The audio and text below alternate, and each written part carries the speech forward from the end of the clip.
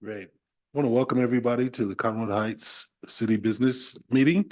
We're going to begin the meeting with the Pledge of Allegiance from Councilman Holton.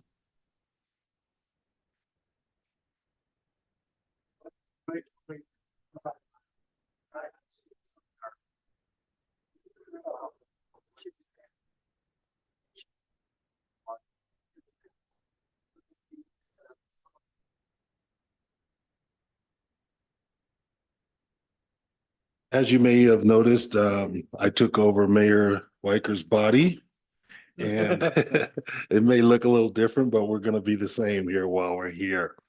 I want to make sure I welcome everybody, and we're going to start tonight out with our item number 3.0, and that's our City Council Committee reports. And we'll start these committee reports with Councilmember Matt Holton. Good evening, everybody. Good to see you all. I want to give a quick update on the mosquito abatement district that I'm a part of or represent the city on their board. And we're starting, believe it or not, our mosquito abatement folks have started. Water levels is the largest indication of how a mosquito season is going to go. We obviously had a very wet winter 2 years ago. This last winter wasn't as big, but it still kept a pretty decent pace. And so they're out there starting to treat.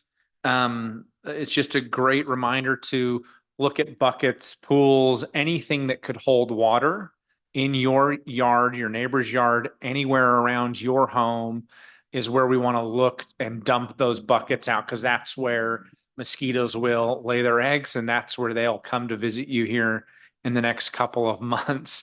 So a good reminder why that's important. There's obviously a lot of diseases that are associated with mosquitoes. We want to make sure that we mitigate that as much as we can. If there's any public areas that you see that have a lot of standing water, let us know. Those areas can be treated by mosquito abatement, but they're starting the process, and hopefully we don't have a bad season this year. Thanks so much. Great. Next, we'll hear from Councilmember Suzanne Highland. Thank you. A couple of quick things. We had an emergency planning meeting earlier today, and just sincere gratitude to Assistant Chief Bredeman, who heads that up, and also to our Public Works. There's something they're starting to look at already is spring runoff. That peaks usually in the end of May, beginning of June. But that all starts now. So they're starting to monitor the waterways and how that's coming down. And I live in a neighborhood that actually Little Cottonwood Creek comes right through. And so my neighbors are impacted by that, and we've got to clear out the creeks. The second thing that we talked about, which will impact the entire city, is there's going to be a shakeout on April 20th. And that's where we get to test our communication systems and do a mock run through of what would happen if we had a true citywide emergency. Also on the calendar, a week from Saturday is the Easter egg hunt. That's the fun stuff we get to do as the city. That's on March 30th, 10 a.m. Actually, you got to get there sooner than that, because I understand I've never been there before, but I'm so excited to be there just to observe what's happening. But that Easter egg hunt's going to start at 10 o'clock. And so I understand that 40,000 eggs and goodies are snatched up in a matter of minutes. And I'm going to be there with my video camera so I can post something about the mayhem. How much fun that's going to be. And last, I wanted to talk just briefly. There was a bill passed in the legislature that will impact all the cities, and that's that any unincorporated island in the county must annex into an adjacent city. If they don't, within 3 years, they will be automatically annexed into the largest adjacent city. So there are some areas south of me. I live just north and east of Creek and Highland. And so just south of Creek Road, there's some unincorporated areas where my neighbors I'm talking about in that unincorporated area, have expressed interest in possibly joining Cottonwood Heights, even though they also abut to Sandy City. So I'm going to talk to my neighbors and see if there's appetite to have some other residents join our city. That would be an advantage for them and for us, I think. So thank you. Great. Thank you, Councilmember Highland. Next, we'll hear from Councilmember Burrell. Thank you. Well, I'll just start right off with the biggest thing that's happened in my district in the 2 years that I've served was the flood of concerned residents that flowed into the Planning Commission meeting a week ago, this past Wednesday. This was in regard to the development of 3 lots. They're the most easterly lots. It's part of what's called the Golden Hills Canyon subdivision there at the mouth of Deaf Smith Canyon. So I want all my constituents to know that the city has pledged through master plans and resolutions and ordinances that, we take very seriously public access to trails. And so this matter is a complex one, and we hope that we can work through this for the well-being of all concerned parties. We know that there's the landowner, there's the concerns of our public that want to maintain access and water quality there along that creek, as well as the city's interests as it being part of our jurisdictional area. Of course, the area does abut the U.S. Forest Service. So, again, please know that our city has some history of looking into legal elements of this, including prescriptive easement and prescriptive roadway. I also would report that I was up in Logan 2 weeks ago related to the Youth City Council Association of Utah has its annual conference, and I interacted with other advisors and city council liaisons to their youth city council. And I'm very excited about working with youth in our city in these next 2 years of my term. And I would also mention in passing that the Metro Water District project is going to affect many of the residents in District 4 and District 2, largely along Fort Union Boulevard and through the Nut Tree and on southward toward the water treatment plant. So we expect that those disruptions to the roadways and local streets won't begin until the fall of this year. So those are a few updates, and don't hesitate to reach out to me by text or email if you'd like further information. Thank you, Councilmember Burrell. One of the best things that I get to enjoy on a regular basis is the participation in our committees. I have a couple of wonderful things going on. First, I wanted to tell everybody about the auditions of Beauty and the Beast. That is put on by Arts Council. There were 126 people that auditioned for Beauty and the Beast. That's phenomenal. These people come in, from all over the valley. And out of that 126, there's going to be approximately 100 that are called back. And the final number will be approximately 30 actors. So there's a number of people that are really vying for these positions, or these, I should say, roles. And it's exciting to see the enthusiasm around this. I also participate in the Arts Council as well. And if you go out into the foyer here, you'll see that we have an exhibit up, but this exhibit that's out there currently will be leaving at the end of this month. And on April 1st, we'll have the arts exhibit about concerning Utah women and their contributions to the history of Utah. And that'll run all the way through May 4th. So really looking forward to that. Another role that I have on a committee is with the Canyon School Foundation. The Canyon School Foundation, we just finalized our Rising Star scholarships. And it was amazing to go through, excuse me, the students and their essays and hearing from their counselors and their teachers about how great they were as young people. And this is from a number of different high schools. The schools included Entrada, Corner Canyon, Hillcrest, Brighton, Alta, and Jordan. And I think it was, ooh, golly, it's probably close to 60, 70 applicants. And we went through, and each of us as members of that board have to go through and grade those. And it's really hard because these students are phenomenal. They come from different backgrounds. They have a number of different issues that they're dealing with, things that, some of us couldn't even fathom, yet they are bright, they're strong, and they see that they're fighting for their future. And it's just really encouraging. So we're going to finish there. I'm going to move on here in our agenda, and let me get caught up with myself. And we're going to move into the citizen comment period. Here in our citizen comments, we honor everyone that's here to speak. We want you to speak openly, but we want you to maintain civility as we're having discussions. We are not going to banter back and forth and have a discussion over the issues that you bring up. This is your opportunity to take 3 minutes to be able to speak your mind and tell us what you want to really have us hear. So I really appreciate you coming up and wanting to speak. But please understand that we're going to hold you to the time, and we're also going to make sure that we don't have any back and forth conversation so that we can be respectful of all the others that are going to be speaking today. First, we have Runar Bowman. Thank you, Runar. Thank you, Member Burrell. My name is Runar Bowman. I reside in District 3, Cottonwood Heights. And I was listening to I think it's called the work session tonight. I can't remember if it's work or business, but I think it's work.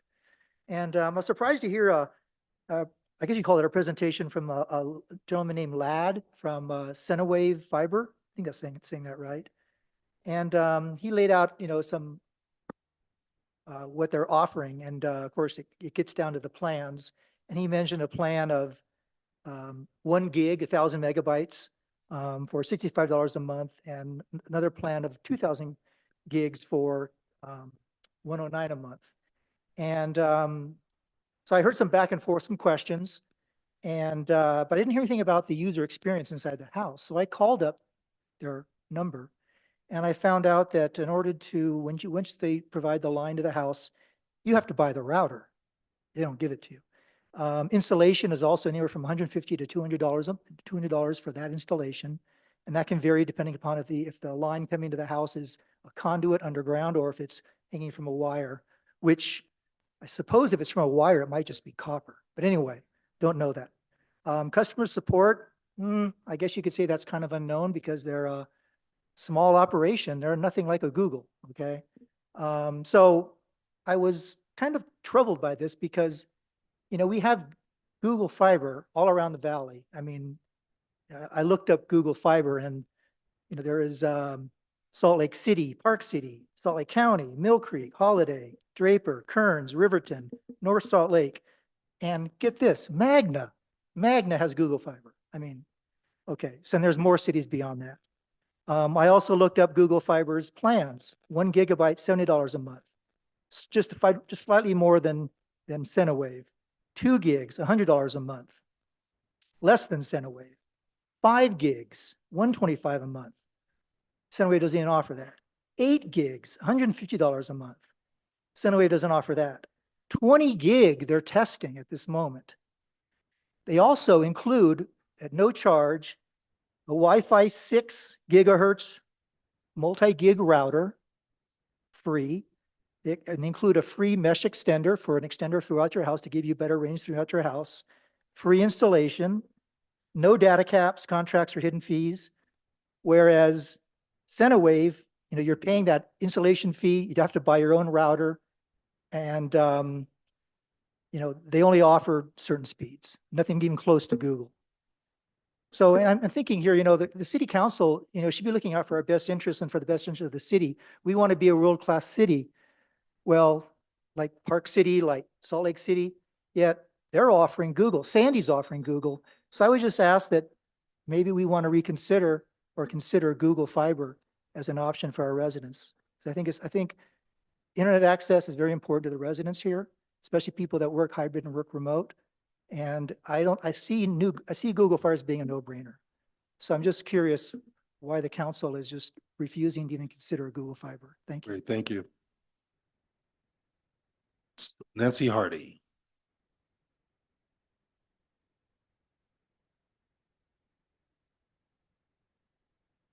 Hi, council members.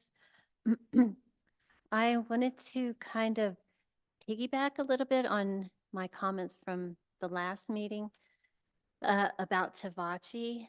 And I had talked about the geologists and different studies that were made, and that there was talk about from them if there was an earthquake and the bridge or road might collapse or whatever happens. If Cottonwood Heights did annex it, Cottonwood Heights could potentially have to pay whatever, for damages or rescuing people since there's only one road. So my opinion then, and it still is, to wait for the voting until you get more factual information. And after that meeting, I thought of one thought that I had forgot to say, so I sent a letter to everybody. So I'm just going to reiterate that point. That's another factor to consider. And I'll just read my letter. A significant disaster would be better borne by the residents of the county versus the smaller group of residents in Cottonwood Heights.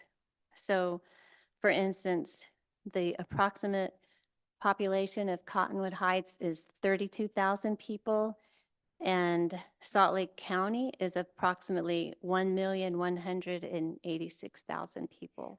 So anyway, and also what's best for Cottonwood Heights in the long term. That's all my comments. Great. Thank you, Nancy. Thank you. Tad Turgeon. How are you, Chad? Hi there, I'm Tad Turgeon. I'm District 2, live on Fort Union Boulevard. I want to speak to the master plan on Fort Union Boulevard. I'd like to call out the Gear Room as a leader. They're setting an example for Cottonwood Heights. They're an internationally known world-class organization or establishment. And they really represent what we do in Cottonwood Heights with the canyons. They provide shoes and climbing gear to climbers. And in addition to that as well, the skiers. So they really support our community in that sense. By their presence on Fort Union, they've provided physical and visual cues that have naturally slowed the traffic in that area. So as you go by the Gear Room, you get to look out over Salt Lake City and you see Salt Lake City, and you don't worry about wrecking your car at 40 miles an hour because you're now going 35, 30 to accommodate the parking in that area.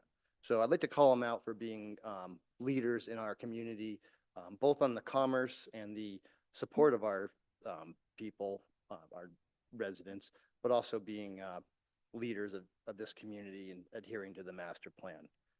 Secondly, I'd like to ask about the Fort Union crosswalk update at Niav and Bella Vista. I haven't heard an update on that. I know we were looking for hawk lights. I don't know what a hawk light is, but I would like to call out our police department has been doing radar in front of that area. I've seen them doing that, so I commend them for that effort to control traffic and speed in that area. Finally, I'd like to speak to the Golden Hills. I'd like this council to follow the precedents set in the area. I didn't appreciate the planning committee's decision to move forward with the combining of 3 properties. There was no precedence for that, and it doesn't benefit the residents of the community. I think the correct move up there is to use our city resources to promote access to that area. Several times the term was said, there's no public access currently to that area. In this room and in the workroom that was said, and currently everybody in this room and everybody in the United States of America has access to Deaf Smith Canyon. So that's an incorrect statement. It really shouldn't be in our records that there's no public access. We have complete public access as Americans to Deaf Smith Canyon. So with the decision moving forward to combine those properties, I support that decision in that it's a very bad decision, but there's still a prescribed easement there. There's still a prescribed road there, and there's still an easement for the water district for the water share. So there's 3 easements on that property. There's no reason a house would go up over our public easement, and we're going to use Shane Topham to preserve our rights as a community and not go search out for evidence against our rights to that access. So we'll move forward with Deaf Smith the same way we move forward with Ferguson. You'll see that same type of promotion. We had the opportunity to buy areas around Ferguson. We didn't. I'd like to think we have opportunities to buy at Deaf Smith. Maybe we don't, but thank you. Thank you, Ted. Next, we'll have our city manager, Tim Tingy. Do you have any anybody online that is submitted? No, there's no one submitted any other additional comments. Wonderful, thank you. We'll move on to our action items now. And we'll start out with resolution 2024-14. This is accepting a bid and approving entry into a construction contract with All Star Striping LLC for the 2024 citywide striping project.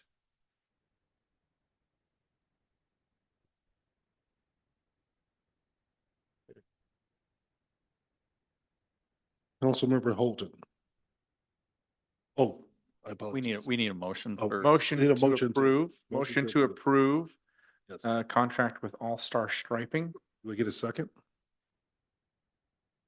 I'll second. Wonderful. Thank you. And a second by Councilmember Highland. As we go to our vote, Councilmember Holton? Yes. Yes. Councilmember Highland? Yes. Councilmember Newell is a yes. Councilmember Burrell? Yes.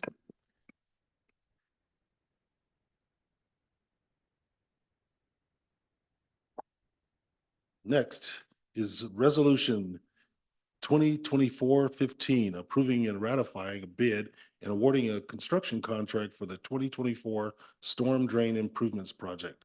Can I get a motion to receive this motion or motion? for this Motion resolution? to approve resolution 2024-15. Can I get a second? No. And a second by Councilmember Burrell. Let's see here, Councilmember Holton, Yes. Councilmember Highland, Yes. Councilmember Newell is a yes. Councilmember Burrell. Yes. Wonderful. Next is consideration of resolution 2024-16. Here. This is approving an agreement with CMT Technical Services, Inc. for construction management services. Can I get a motion? Motion to approve resolution 2024-16. Can I get a Second that. second? We had a motion by Councilmember Holton and a second by Councilmember Burrell. Okay, Councilmember Holton, Yes. Councilmember Highland, Yes.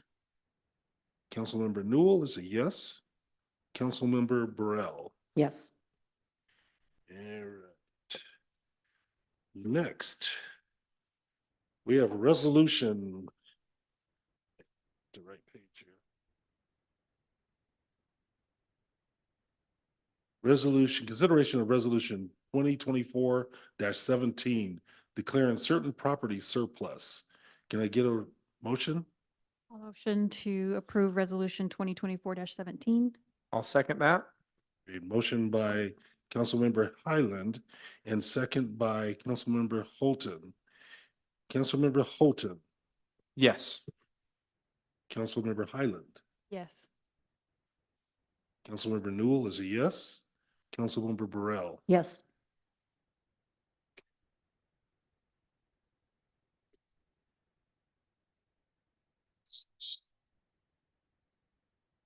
Okay, the next one is consideration of resolution 2024-18, declaring certain property surplus.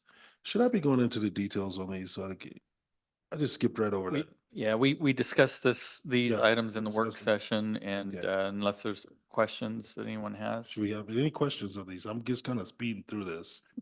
I know Survivor is not playing anymore right now. You're I doing know. better than Okay, Mayor thank you. Wickers. I just want that for the record. All righty. I can tend to be expeditious. Wonderful. Okay, so I'll repeat that one again. Consideration of resolution 2024-18, declaring certain property surplus. Can I get a motion? I'd like to motion to approve resolution 2024-18. Can I get a second? Yes. Wonderful. That motion was set by Councilmember Holton, and seconded by Councilmember Highland. And we're gonna vote now. Councilmember Holton, Yes. Councilmember Highland. Yes. Councilmember Newell is a yes. Councilmember Burrell. Yes. Different styles, different folk, right? Okay, yes. This is our last one. Consideration of resolution 2024-20 declaring certain property surplus. Think no, We got missed 19. 19. Yeah. Where did I get 19? Okay.